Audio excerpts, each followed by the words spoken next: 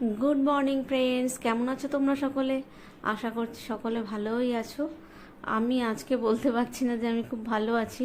শরীরটা একটু গড়বড় করেছে, কারণ এত প্রচণ্ড রোদ গরম, যে এই রোদ গরমে ওই ঠান্ডা জল অতিরিক্ত পরিমাণে খাওয়ার একটা এফেক্ট তো আসবেই না। কতদিন আর গলা আর শরীর সহ্য করবে? তো ফাইনালি গিয়ে গলাটা ভেঙে গেছে এবং প্রচণ্ড পরিমাণে একটু প্রবলেম হচ্ছে, কিন্তু ওটা তো দুদিনের ব্যাপার, 3 দিনের দিন আবার ঠিক হয়ে যাবো আমি জানি। তাও আজকের ভিডিওতে হয়তো গলাটা একটুখানি প্রবলেমেটিক আছে, তাই তোমাদের ভিডিওর সাউন্ড শুনতে কতটা ভালো লাগবে আমি জানি না, কিন্তু তার মধ্যেও আমি ভিডিওটা বানানোর চেষ্টা করছি, ভয়েস ওভারটাও ঠিকঠাক করে দেওয়ার চেষ্টা করছি যাতে তোমাদের ভালো লাগে।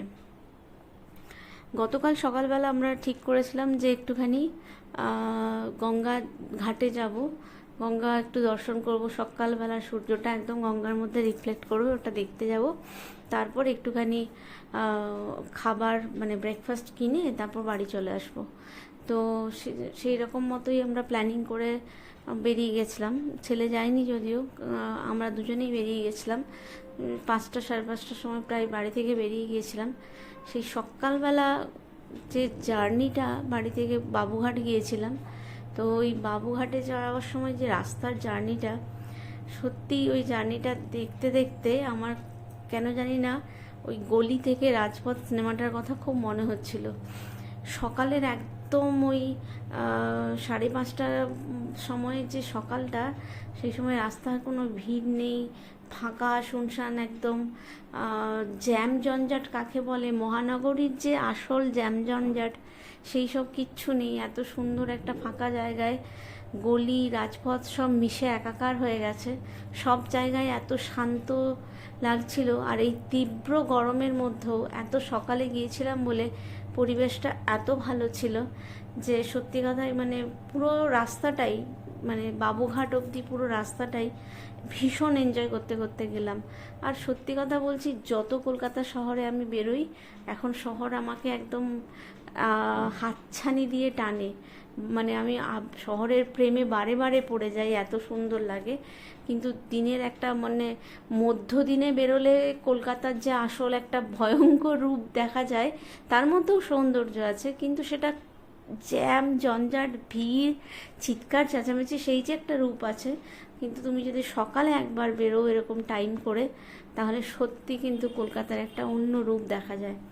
তো ওই জন্য মানে ওই জিনিসটা দেখবো বলেই, ওই জিনিসটা এনজয় করব বলেই মা ফ্লাইওভার ধরেও যায়নি, একদম ভেতরের রাস্তা থেকে হাতিবাগান হয়ে বিধান সরণি, সেন্ট্রাল অ্যাভিনিউ, এই সমস্ত কিছু ধরে আমরা গেছি, যাতে করে ভেতরের পুরো নর্থ ক্যালকাটার ভেতর দিকে যেতে পারি, পুরো জিনিসটা এনজয় করতে করতে যেতে পারি। তো ফাইনালি আমরা গিয়ে বাবুঘাটের কাছে পৌঁছে গেছি। তো বাবুঘাটে গাড়ি পার্ক করে প্রথম যেখানে গিয়েছিলাম সেখানটা ঠিক অতটা পছন্দ হচ্ছিল না জায়গাটা, কারণ ওখানে সবাই ঘাটে স্নান করছিল। তো জায়গাটা খুবই লোকজন নোংরা করে রেখেছে। তো তারপরে আমরা ফাইনালি একটা বাবুঘাটের একটা জায়গাতে ঢুকতে পেরেছিলাম, যেখানে একটা জেটি ছিল। তো সেখান থেকে গঙ্গার ভালো দৃশ্য তুলে ধরার চেষ্টা করেছিলাম, কিন্তু ওই মুহূর্তে না আকাশটা একটুখানি মেঘলা মেঘলা ছিল, সেই কারণে মানে এদিকে হাওড়া ব্রিজ বা ওদিকে সেকেন্ড হুগলি ব্রিজ কোনোটাই খুব ক্লিয়ার করে তুলতে পারিনি। চেষ্টা করেছি যতটা সম্ভব সুন্দর করে তুলতে পারিনি। আর যেটা দেখব বলে গিয়েছিলাম, সূর্যের আলোর যে রিফ্লেকশন গঙ্গার উপরে পড়বে, সেটা সেই মুহূর্তে দেখতে পাইনি।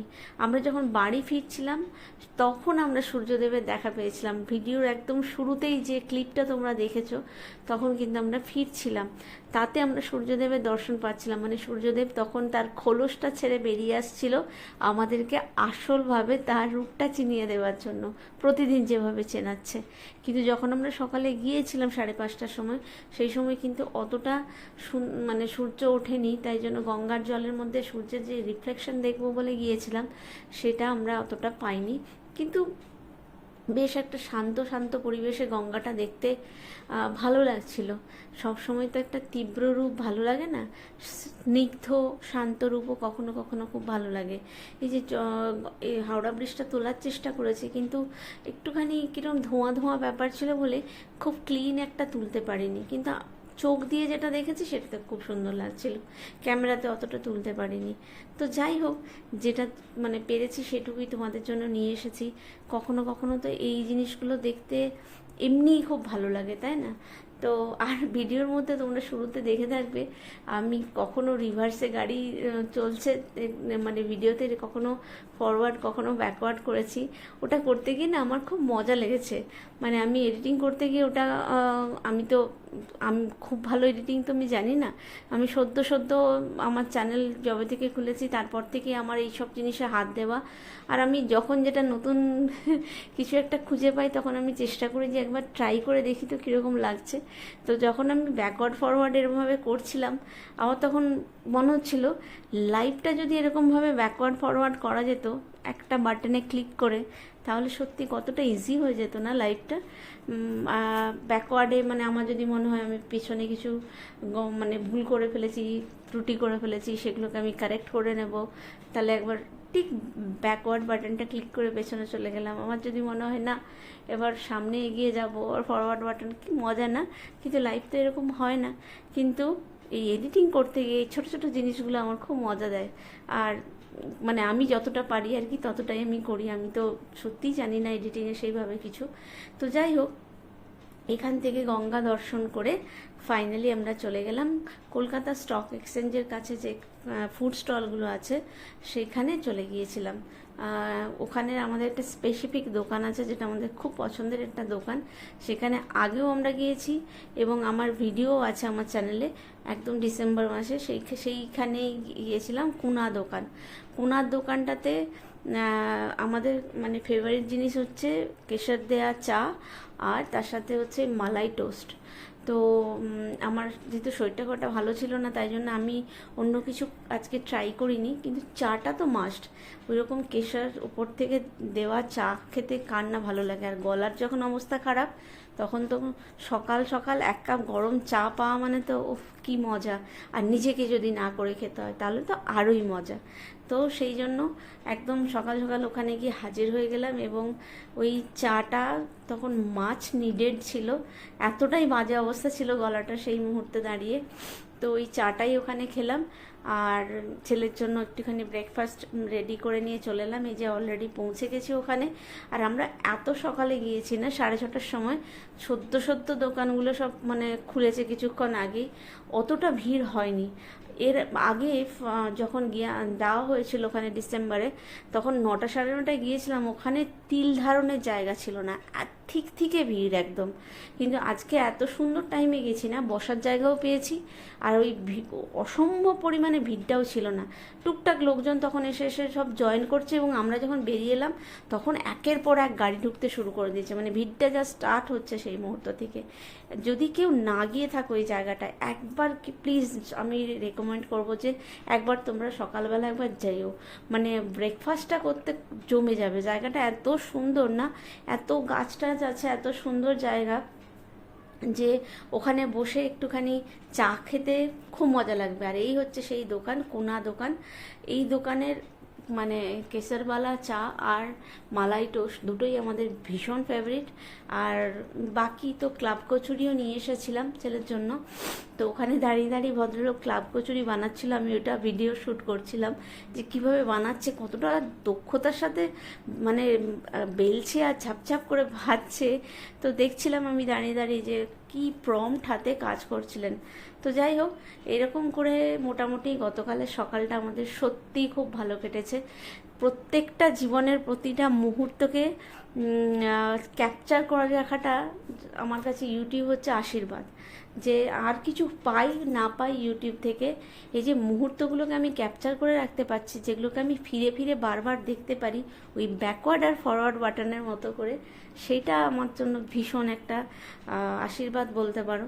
তাই আর এই যে সময় কাটানো একসাথে, কোয়ালিটি টাইম স্পেন্ড করা নিজের ফ্যামিলির সাথে, নিজের মানুষের সাথে, এগুলো মানে কন্টেন্ট শ্যুটের জন্য বেরোচ্ছি তো নিজেরাই, তো তখন একটা আলাদা সত্যিকারের একটা আলাদা মানে সময় কাটে সত্যি কথা বলতে।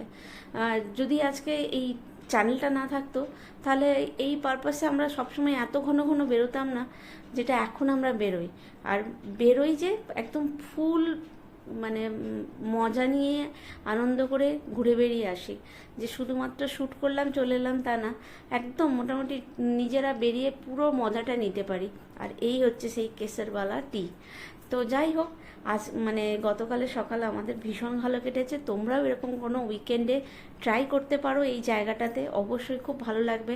আমাদের তো আজকে একদম ফুল প্যাকেজ এন্টারটেনমেন্ট হয়ে গেছে, মানে আজকে না গতকালকে একদম সকালে গঙ্গা দর্শন, তার সাথে একদম ব্রেকফাস্টের চা গরম গরম খেয়ে বাড়ি আসা, আর ব্রেকফাস্ট ওখানে মানে হাজব্যান্ড করে নিল আর ছেলের জন্য নিয়ে চলে এলাম, মানে বাড়িতে এসে ব্রেকফাস্ট বানানোর কোনো ঝামেলা নেই। এর থেকে আর ভালো কি হতে পারে। যাই হোক, ভিডিওটা যদি ভালো লাগে অবশ্যই লাইক করো, কমেন্ট করো, শেয়ার করো। চ্যানেলটাকে কিন্তু সাবস্ক্রাইব করতে প্লিজ ভুলে যেও না। প্লিজ চ্যানেলটাকে সাবস্ক্রাইব করে দিও। আর যারা সাবস্ক্রাইব করছো তারা প্লিজ বেল বাটনটা অন করে রেখো, যাতে যখনই আমি ভিডিও কোনো বানাবো তোমাদের কাছে ভিডিওটা পৌঁছে যায়।